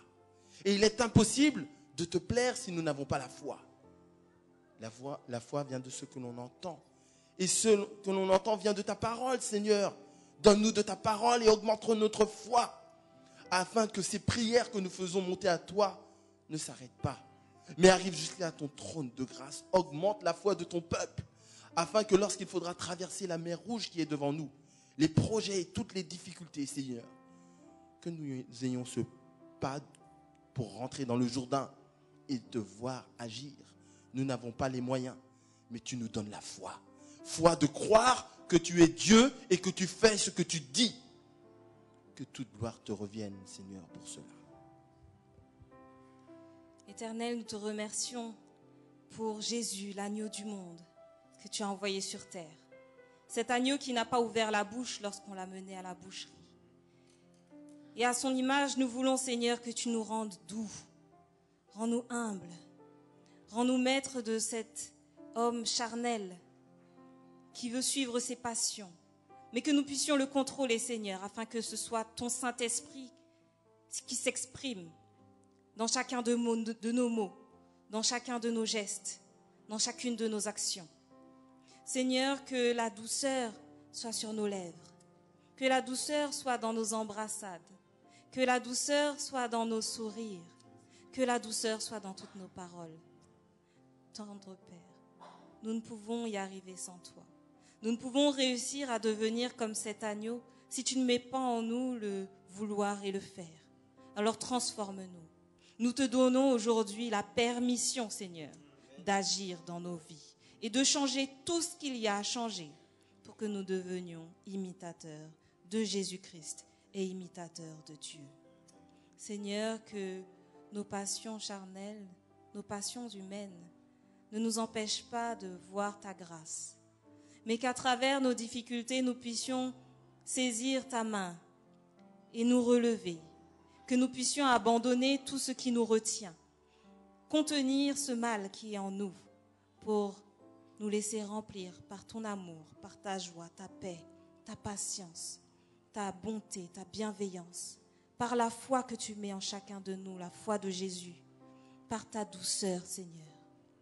Garde-nous, préserve-nous du mal et que ton Saint-Esprit ne nous quitte pas, mais qu'il continue de nous parler, de nous instruire, de nous enseigner, de nous guider dans les pas de Jésus-Christ. Au nom de Jésus seul, parce qu'il nous a sauvés, qu'il nous a pardonnés, qu'il nous a permis d'être tes enfants, nous t'en prions, Seigneur. Amen. Merci à tous. Alors, comme simple exhortation, que vous puissiez continuer de méditer en ce jour de sabbat. Je nous exhorte à devenir des imitateurs de Dieu en suivant l'exemple vivant de Jésus-Christ.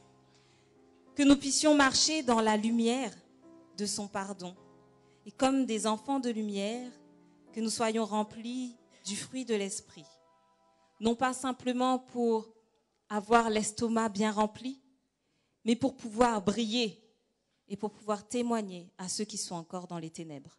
Que le Seigneur vous bénisse.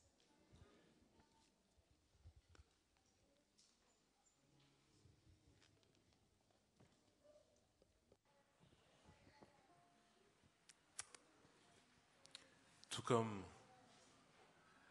le fils prodigue qui s'est mis en route vers la maison du Père, je vous invite à vous tenir debout, Seigneur, à vous tenir debout et que nous puissions chanter ensemble au ciel et la maison du Père. Que nous puissions, à présent, prendre la résolution de tout faire pour pouvoir, nous aussi, rentrer dans la maison de notre Père. Le 390 des hymnes et louanges au ciel et la maison du Père. Vers le ciel,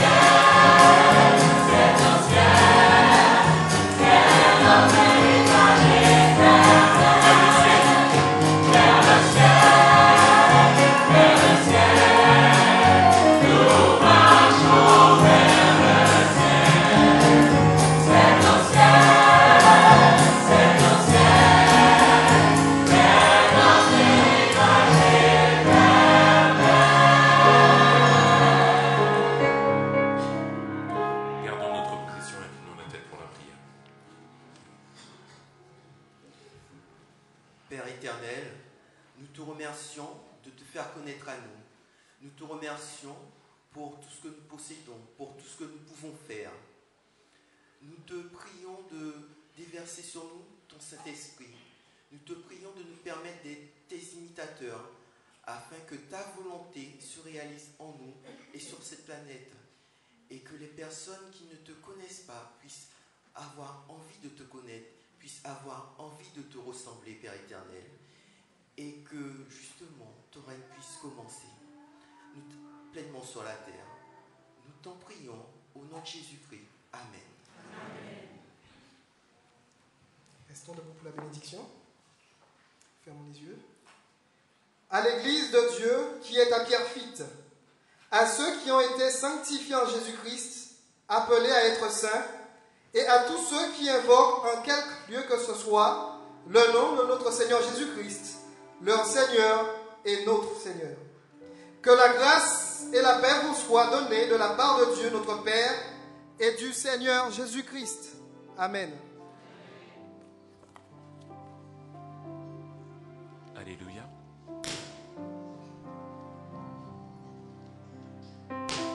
Ensemble.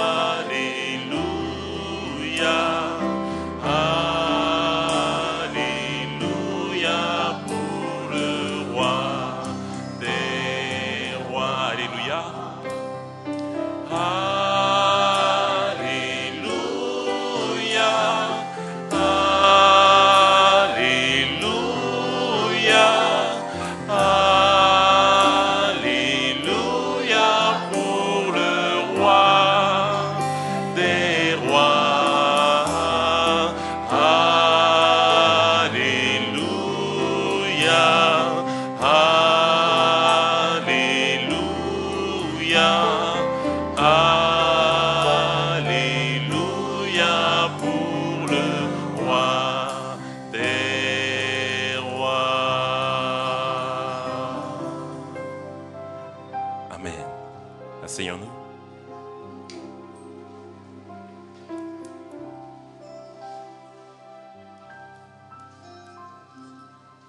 Alors que ce chant a déjà été chanté, je vous inviterai quand même à le reprendre avec moi. Mon Dieu est si bon, il prend bien soin de moi. Nous prendrons ces paroles tandis que les officiants se dirigeront vers la sortie. Je vous souhaite d'avance un excellent sabbat et que Dieu vous garde et vous protège durant cette semaine. Mon Dieu est si bon.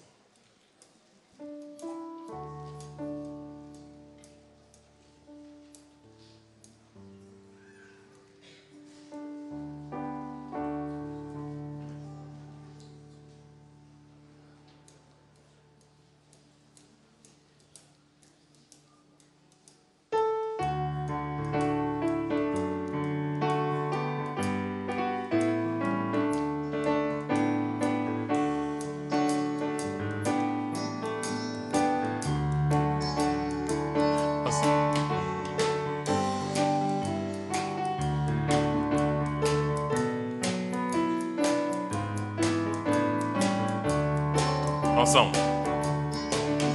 Mon Dieu est si bon, il prend bien soin de moi.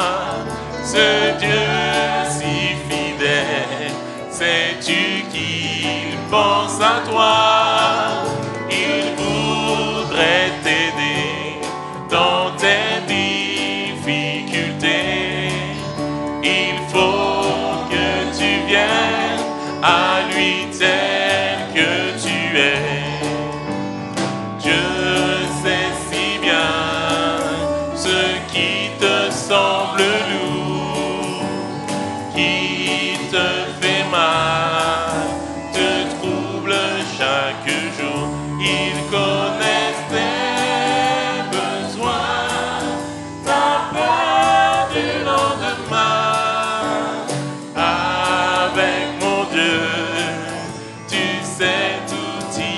vit à jamais. Il vit à jamais. C'est un Dieu tout-puissant. Il te répondra. Viens à lui simplement. Quand tout semble noir, triste et désespéré, sais-tu que là-haut, tu n'es pas oublié. Dieu sait si bien, Dieu sait si bien ce qui te semble lourd, qui te fait mal, te trouve chaque jour.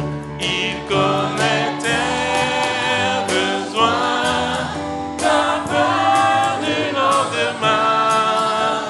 Avec mon Dieu, tu sais tout ira bien. Mon Dieu t'aidera, il conduira tes pas. Si tu veux marcher, te plier à sa loi, alors ne crains plus, tu peux compter sur lui. Il accomplira tout ce qu'il a promis. Dieu sait si bien ce qui te semble lourd, qui te fait mal, te trouble chaque jour. Il connaît tes besoins, ta peur du lendemain. Avec mon Dieu, tu sais tout ira bien. Dieu sait si bien, Dieu sait si bien ce qui te semble lourd, qui te fait mal, te trouble chaque jour. Il connaît tes besoins, ta peur du lendemain. Avec mon Dieu, tu sais tout ira bien. Avec mon Dieu, avec mon Dieu, tu sais tout ira bien. Une dernière fois, avec mon Dieu, avec mon Dieu, tu sais tout ira bien.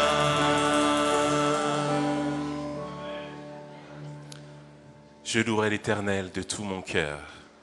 Je raconterai toutes tes merveilles, je chanterai ton nom. Chantons ensemble.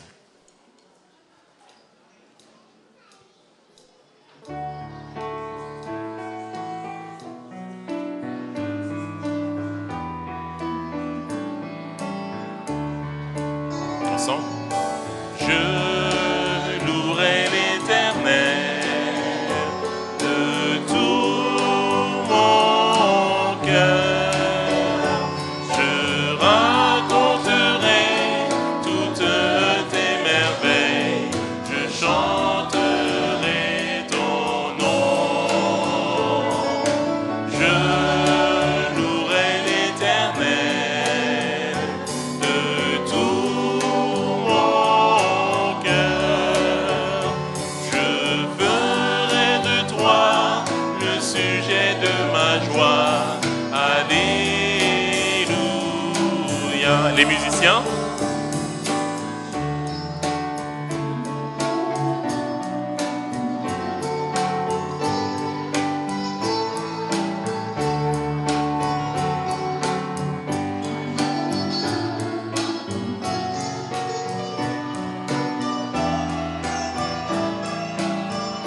Tous ensemble, je louerai depuis le début.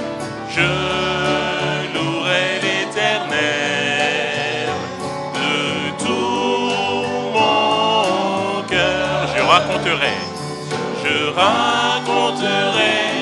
toutes tes merveilles. Je chanterai ton nom.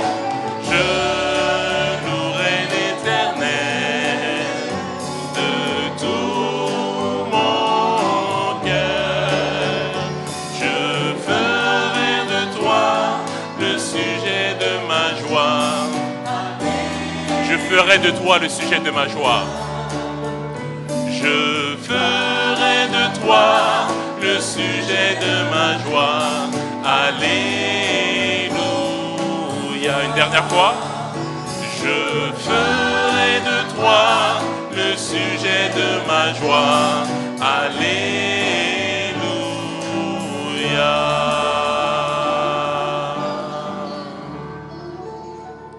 Bon sabbat à tous.